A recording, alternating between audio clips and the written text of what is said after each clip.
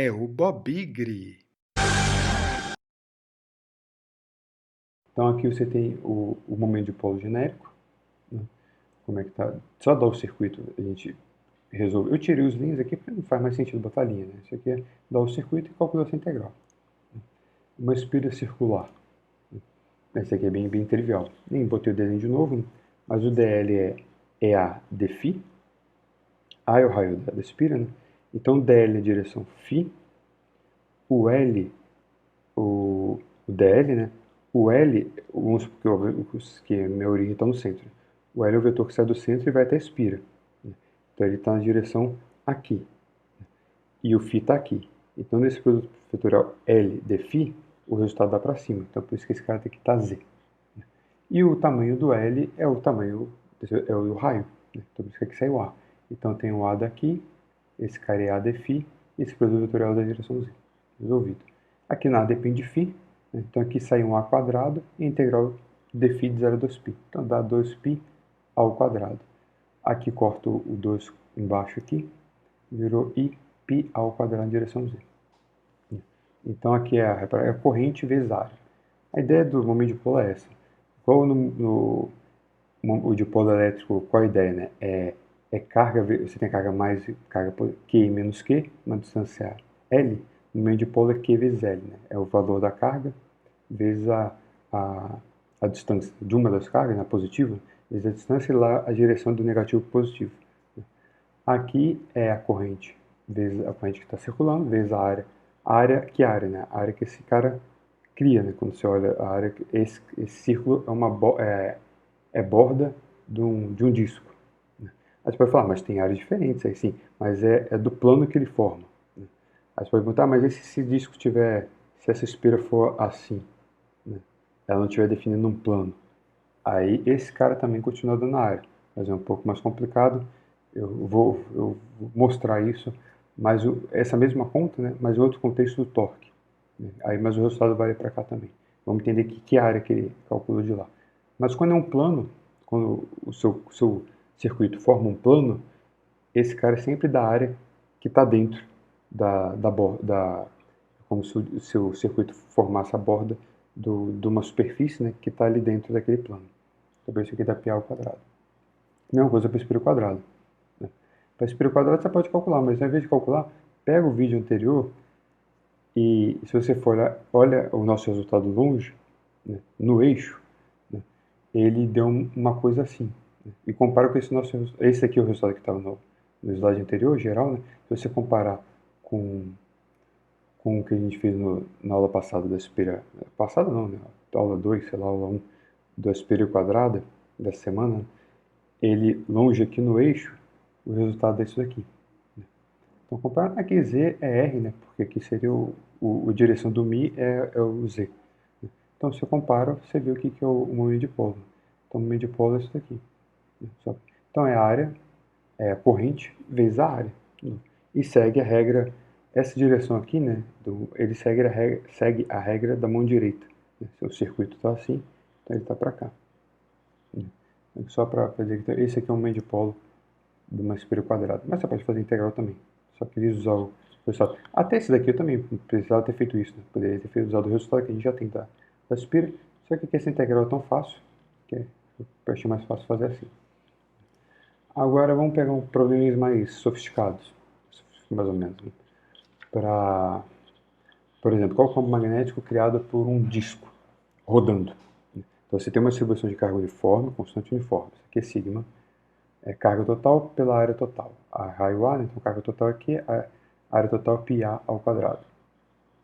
Pega esse cara e começa a rodar ao redor aqui do eixo, com a velocidade angular ômega. Aí, então, para que você pega uma espessura dr e acompanha, né? Esse cara aqui cria uma espira. Né? Então você tem uma corrente aqui girando com um raiozinho R. Essa espira cria um campo magnético. Né? Cada raiozinho aqui, com uma espessura dr, cria uma. Então aqui é uma soma de espiras, de raio de 0 até A. Então qual é o momento dipolo da espira? Aqui. É a corrente que tem aqui, né? A área na direção Z. É bem simples, não tem para onde fugir, né? Agora a questão é o que é o DI, né? Essa área aqui, essa corrente. O que é corrente? Corrente, ela é a densidade corrente vezes a área. Basicamente isso, né? Agora, o que é densidade corrente? Densidade corrente é densidade de carga vezes velocidade. Agora, voltando lá no começo, na primeira, segunda semana do nosso curso, né? Daí com fluxo de carga, né? O J, sua densidade de corrente, você pode escrever, digamos, como ρ vezes V. Né? Só que agora aqui o problema é bidimensional, né? Então não é ρ vezes, é sigma vezes V, né?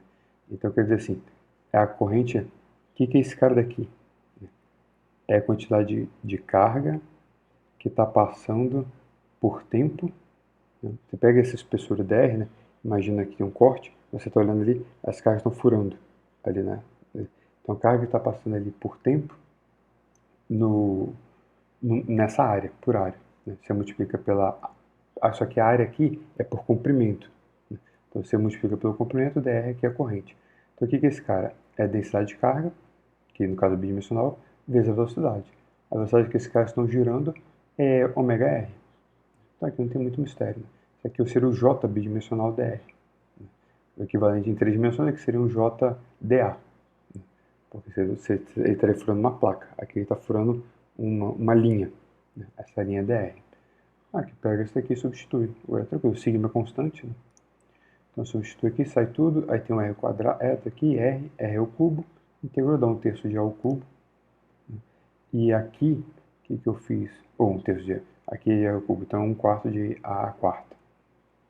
Agora aqui pode ter substituir aqui. A carga, o π corta, aqui vai ficar ao quadrado.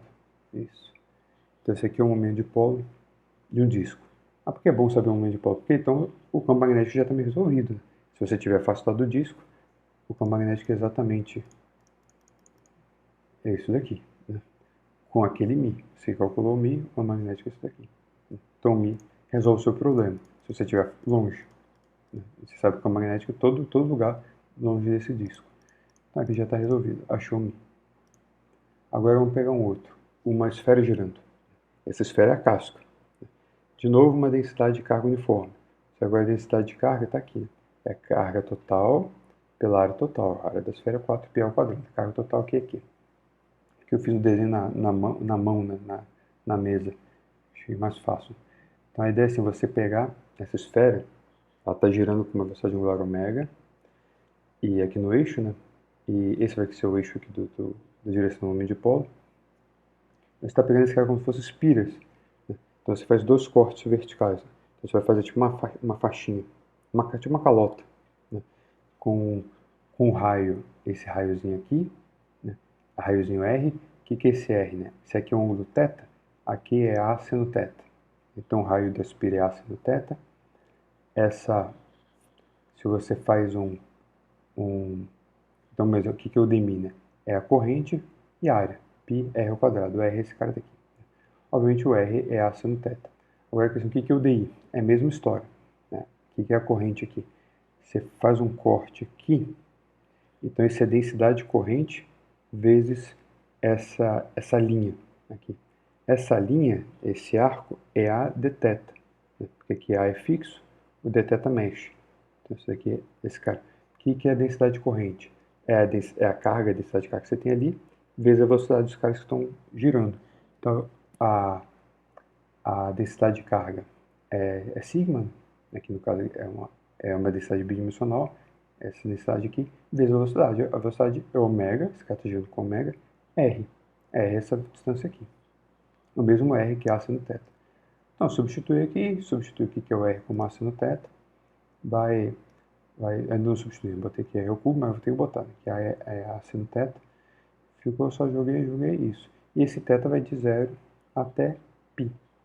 Esse cara é direção z, porque o dmi, cada espirazinha aqui rodando, está com o momento de polo na direção z. Agora é só substituir aqui. Então ficou A ao cubo, aqui já tinha um A à quarta, seno ao cubo. Como é que você integra esse cara? Separa seno ao quadrado seno de θ dθ. Seno de θ dθ chama cosseno de θ de u, né? Então, seno de θ dθ integrado de 0 a π, vira du integrado de menos 1 a 1. O seno ao quadrado é 1 menos cosseno ao quadrado. Então, é 1 menos u ao quadrado. Pronto, é isso que eu fiz. A troca é u igual a cosseno θ, daqui para cá. Uma vez feito isso, agora é só integrar, agora que é trivial. Esse daqui vai dar... Vai, ele é par no intervalo, beleza. Esse aqui também. Então, aqui vai dar 2, aqui vai dar 2 terços, né? Então, deixa eu ver se eu escrevi, não. Então, é 2 menos 2 terços, deixa eu ver. Então, ficou 2 menos 2 terços, ficou 4, tira 2 de evidência, né? 1 terço, 3 menos 2, 2 dividido por 3, 4 dividido por 3, isso. Então, 4 dividido por 3, aqui o π, e o resto papapá, certinho. Esfera girando. Morreu, mais um exemplo. Então, de novo, se você tem a esfera girando, você sabe qual magnético que esse cara cria, né? Esse aqui dá para fazer exato, né? Porque esse daqui é mais fácil, acho, das espirazinhas aqui, fazer os truquezinhos de fora do eixo, tal. Dá para retroceder aqui seria só um momento de polo, mas voltar a ideia lá digamos, de escrever como potencial escalar, por exemplo, magnético, por aí vai, esse aqui a gente dá para fazer. Mas beleza. Aqui, só substituir o quê? E pum, deu. Agora a bola. Então a bola, você pode, aqui eu não desenhei porque é preguiça, né? Mas é uma bola rígida, né? Com uma densidade de carga, aqui é tridimensional, né? Carga pelo volume. Aqui o volume é 4 terços de π ao cubo, né? Esfera de raio A. Então por isso que o 3 subiu. E a densidade constante uniforme. Mesma coisa, só agora vamos imaginar, já vamos começar do resultado da esfera girando. Então, que são várias esferas, uma dentro da outra, do raio de 0 até A. Então, para uma esferinha dessa, essa esferinha, eu peguei o resultado aqui. Aqui, vamos começar daqui. Então, ali, naquela esferinha, Q é a carga da bola toda. Naquela esferinha, ela tem uma carga de Q. Então, é só substituir isso aqui. O dq você tira, relaciona com o rho daqui, né? Joga esse cara pra cá, tipo, vamos tirar o diferencial. Quer dizer, no sentido aqui de ser com um raio qualquer, né? Então, quero dizer assim, melhor, né? Aqui pra cá. O que é o dq dessa sua esferinha de espessura dr, né? Então, digamos aqui, é a densidade de carga vezes o volume. O que é o volume? É a área da esfera, 4πr ao quadrado, dr. Né? Então, é uma esfera de 4πr ao quadrado dentro de uma esfera de 4π, uma esfera de raio R dentro de uma esfera de raio R mais dr. Né? Então, o volume disso é a área da esfera, dr. Essa é a brincadeirinha. Então, tá aqui, deu certinho. Então, agora é só integrar, né? Aqui vai ficar um R à quarta, né? Integra lá. Esse 4 terços de π ρ eu separei. Daqui a pouquinho o ômega, só substituir. Depois a gente volta, né? É porque substituir aqui vai facilitar. Então aqui vai ficar a quinta sobre 5. Né? E o a quinta eu boto um a ao cubo aqui e a quadrado. Porque agora aqui ficou certinho. Aqui é o volume da esfera vezes ρ. O volume da esfera vezes ρ é a carga. Então aqui é a carga. Então deu a carga, ômega ao quadrado, 5. Então, para que todos eles dão o quê? Um cara que tem um raio A, ou um espira, ou um disco, ou uma esfera, ou uma bola, então dá, rodando com velocidade angular ômega, dá ômega ao quadrado sempre, né? Vezes a carga total, porque isso aqui tem dimensão, né? E o que muda de um para o outro é o fator numérico, né?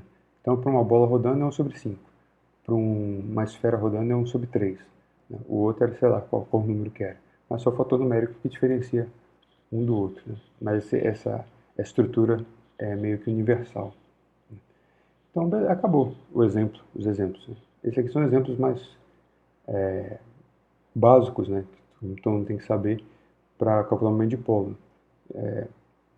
Uma espira, tudo envolvendo coisas esféricos, circulares. Né?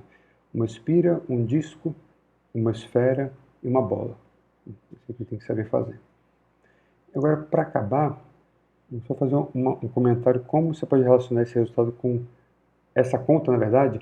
Qual o momento angular intrínseco de uma bola rodando?